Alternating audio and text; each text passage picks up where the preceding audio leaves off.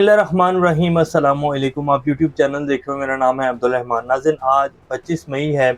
आज योम तकरीम शहदा जी मनाया गया है और पाकिस्तान पाक फ़ौज के जितने भी शहदा हैं उनको खराज अकीदत पेश किया गया है।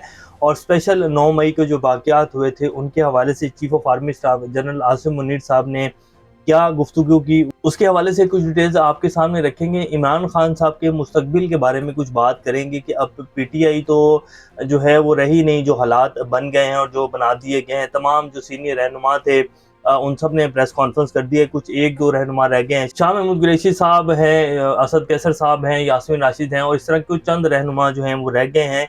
पीटीआई का क्या सियासी मुस्तकबिल होने जा रहा है, इमरान खान साहब को अरेस्ट कर लिया जाएगा, तो ये डिटेल्स हैं जो आपके सामने रखेंगे। बहरहाल आने वाले जो दिन हैं वो इमरान खान साहब के लिए अच्छे नहीं हैं और मज़ीद उनके लिए जो है वो तंग होंगे दिन, और मज़ीद उनके लिए जो है सख्तियाँ आ रही हैं। हामिद मीर साहब ने भी आज जो योम तकरीम शोदा हुई है उसके ऊपर जो है एक ट्वीट किया है और एक तस्वीर उन्होंने शेयर की है, वो आपके सामने रखेंगे। पाकिस्तान में इलेक्शन होने जा रहे हैं जी अक्टूबर में। आज इलेक्शन के हवाले से समाअत हुई है और सुप्रीम कोर्ट की क्या रिमार्क्स आए हैं वो भी आपके सामने रखेंगे। असद कैसर साहब के आज केसेस जो थे वो इस्लामाबाद हाई कोर्ट में ज़मानत के लिए गए हुए थे और असद कैसर साहब को जो जस्टिस हैं अरबाब साहब, उन्होंने क्या रिमार्क्स दिए और पूरी अदालत में कह कह लग गए, उन्होंने क्या ऐसा कहा कि कह कह लग गए, वो भी आपके सामने रखेंगे। इमरान खान साहब ने ये जो इससे मुकदमे किए जा रहे हैं और आर्मी एक्ट के तहत कहा जा रहा है कि जी मुकदमे चलाए जाएंगे जिन लोगों ने उस दिन जो है वो फौजी तनसीबात के ऊपर हमला किया, तो उसको जो है इमरान खान साहब सुप्रीम कोर्ट में चैलेंज करने जा रहे हैं। तो ये सारी अपडेट्स आज आपके सामने रखेंगे। इससे पहले अगर आप लोगों ने चैनल को सब्सक्राइब नहीं किया तो रेड बटन को प्रेस कर लें और बेल आइकॉन को भी प्रेस कर लें ताकि लेटेस्ट अपडेट्स आप लोगों को मिलते रहें और ये जो हमारा ताल्लुक है ऐसे ही जुड़ा रहे। सबसे पहले जी योम तकरीम शहदा आज मनाया गया और शहदा को खराज अकीदत पेश किया गया और बिल्कुल किया भी जाना चाहिए जी। पाकिस्तान के शहदा हैं और आज अगर हमारी फ़ौज के जवान आज शहीद होते हैं तो आज ये मुल्क जो है वो सलामत है और इस मिट्टी की सलामती में हमारे शहदा का खून है।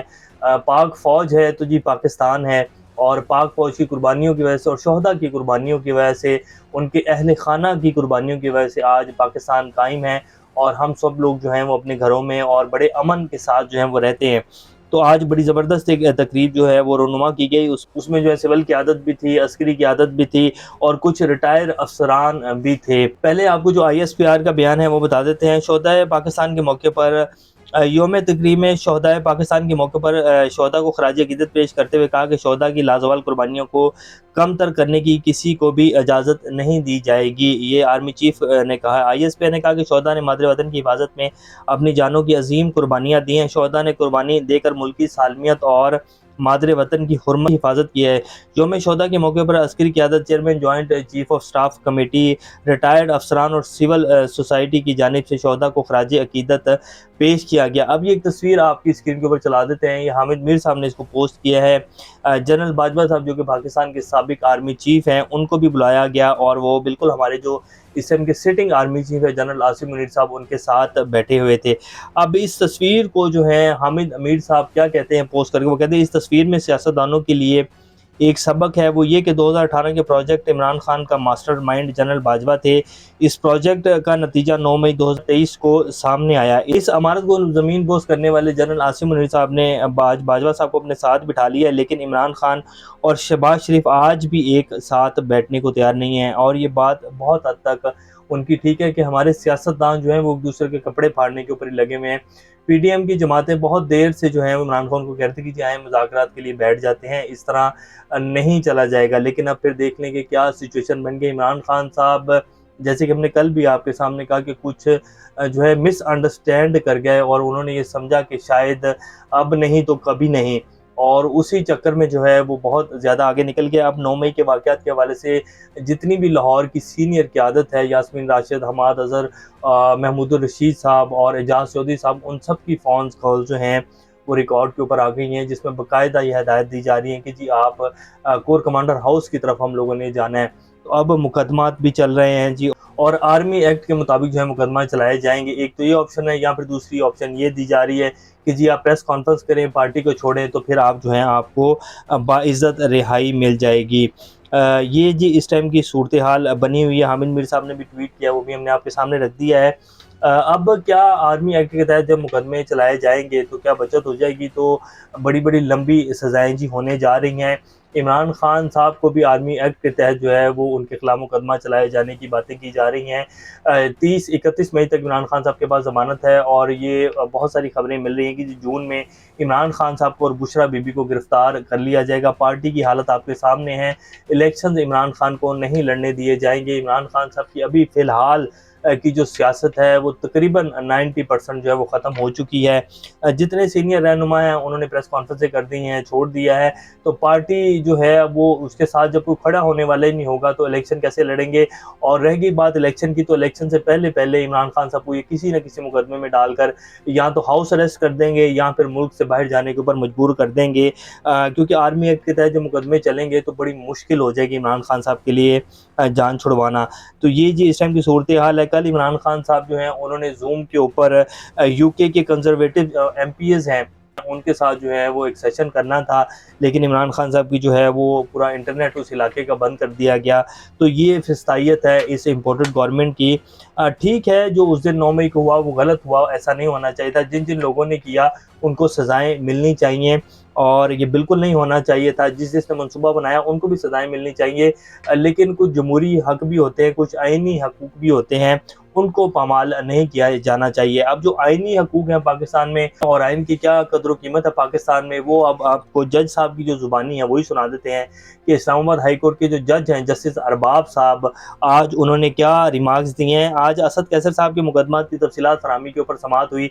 6 के करीब उनकी जो FIRs हैं वो उनके सामने रखी गई। तो उसके ऊपर जस्टिस अरबाब ने इस्तफसार किया कि क्या असद कैसर का भी प्रेस कॉन्फ्रेंस का मूड नहीं बना, जिस पर कमरे में कह कह लग गए। एक तो जस्टिस अरबाब साहब ने बता दिया कि जी हम लोग जो बैठे हुए हैं, अदालतें जो हैं वो आइन और कानून की क्या वैल्यू है और हम कितना का कानून नाफिज करवा सकते हैं और कितना का कानून के ऊपर अमल दरामद करवा सकते हैं। तो उन्होंने तो बता दिया कि जी हमारे हाथ खड़े हैं, हम फैसला दे सकते हैं। कानून जिन्होंने नाफिज करवाना है वो आप सब लोगों के सामने। तो उन्होंने बता दिया कि जी अदलिया क्या कर सकती है मैक्सिमम। और उसके बाद फिर अदालत में जब कह कह लगे तो पाकिस्तानी अवाम की हालत भी आपके सामने है कि ये हम लोग हैं कि किस तरह का रवैया जो है वो पाकिस्तान में चल रहा है, और क्या जो है वो हम लोगों की सोच है। हम सब शामिल हैं उसमें कि आइन और कानून की हुक्मरानी कहाँ है पाकिस्तान में।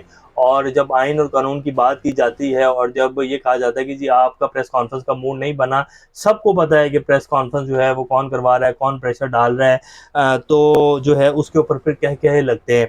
ये बहरहाल आज जस्टिस अरबाब साहब ने कहा जो हमने आपके सामने रख दिया है। इलेक्शन पर समाअत के हवाले से जी अब आपके सामने रख देते हैं। वकील सजील सवाती जो कि इलेक्शन कमीशन के वकील हैं, उन्होंने आज दलाइल देने शुरू किए। तो जस्टिस एजाजुल हसन साहब जो हैं उन्होंने कहा कि जी निगरान हुकूमत जो है वो क्या 6 महीने भी चल सकती है?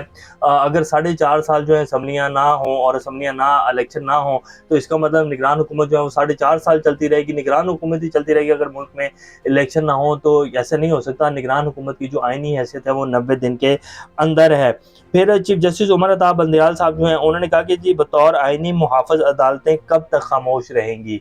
बड़ी अहम बात है जो उन्होंने की, जी बतौर आइनी मुहाफ़िज़ अदालतें कब तक खामोश रहेंगी। अब आप लोग खुद बेहतर फैसला कर सकते हैं कि आइनी मुहाफ़िज़ क्या अदालतें इस टाइम में बात कर रही हैं, क्या अदालतें इस टाइम कानून नाफिज करवा रही हैं और क्या अदालतों की मानी जा रही है, और क्या इस टाइम अदालतों का जो इस टाइम का सिनेरियो है, इस टाइम जो पाकिस्तान में सूरत हाल बनी हुई है उसमें अदालतों का क्या रोल है, क्या अदालतों के हुक्म के ऊपर अमल पैरा हो रहा है। तो मुझे तो पिछले काफ़ी दिनों से जिस तरह इलेक्शन के हवाले से फैसला आया, 14 मई को इलेक्शन होने थे लेकिन नहीं हुए, और जिस तरह की बार बार हुक्म दिया गया कि जी आप जो है फ़ंड रिलीज़ करें, लेकिन नहीं हो सके फ़ंड रिलीज़। करारदादें पेश की गई, सुप्रीम कोर्ट के ऊपर चढ़ाई की गई PDM की तरफ से, और चीफ जस्टिस ऑफ पाकिस्तान को क्या क्या कुछ नहीं कहा गया, पार्लियामेंट में खड़े होकर क्या क्या कुछ नहीं कहा गया। तो बहरहाल खैर अब उन्होंने कहा कि जी बतौर आइनी मुहाफ़िज़ अदालतें कब तक खामोश रहेंगी। 14 मई की तारीख बरकरार रहेगी, मतलब 14 मई तक जो है वो जो फैसला दिया गया था उसी को आगे जो है अब हम लेके चलेंगे। 14 मई तो गुजर चुकी है। बहरहाल पाकिस्तान में जी अब इलेक्शन होने जा रहे हैं और समाज जो है उसको पीर तक मुलतवी कर दिया गया है, क्योंकि सेटिंग सारी हो चुकी है। इमरान खान का ही डर था और इमरान खान की पार्टी खत्म हो चुकी है। अब इलेक्शन में भी उसे खड़ा होने नहीं दिया जाएगा, और उसके बाद इलेक्शन जो है हमने खुद ही, जो कहते हैं ना कद्दू कटेगा तो सब में बटेगा, पहले भी इन सब ने मिलकर बांटा है कद्दू जो है। और अब भी इन पीडीएम 14 जमातों ने इलेक्शन लड़ना है तो इन्होंने खुद में बांट लेना है। तो मेरा तो ख्याल इलेक्शन भी करवाने की जरूरत नहीं है, ऐसे ही 5-6 साल आगे लेकर चलें, इलेक्शन भी करवा कर क्या आवाम का जो पैसा ज़ाया करना है, क्योंकि हुकूमत तो इसी तरह की बननी है जिस तरह की अब चल रही है, और कारकर्दगी भी इसी तरह की रहनी है जिस तरह की पहले चल रही है, क्योंकि आवाम के लिए तो हुकूमत बनी नहीं है, बनी तो हुकूमत सिर्फ अपने मुफादात के लिए है, अपने सियासत के लिए, अपने बिजनेस के लिए।